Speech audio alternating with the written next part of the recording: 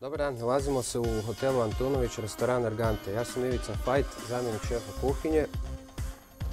Budući da u nove ljetnoj šemi pripremamo nove ponude za goste, koje se sastoje od hladnih i hladno-toplih salata, za vas ćemo danas pripremiti jednu hladnu salatu od rukole, komorača, krumpira, tune i inćuna.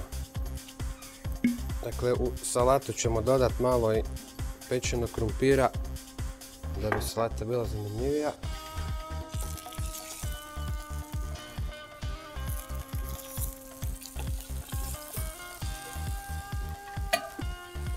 Za krumpir lagano peče, mi ćemo pripremiti podlogu, rukolu,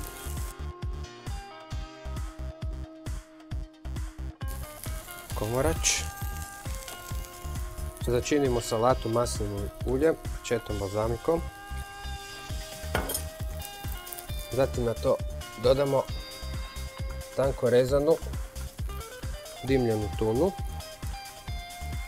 Koju ćemo pojačati sa 2-3 inćuna. I uz to ćemo servirati prskavo prepečeni, prethodno kuhani krumpir. Krasit ćemo rajčicama i dodati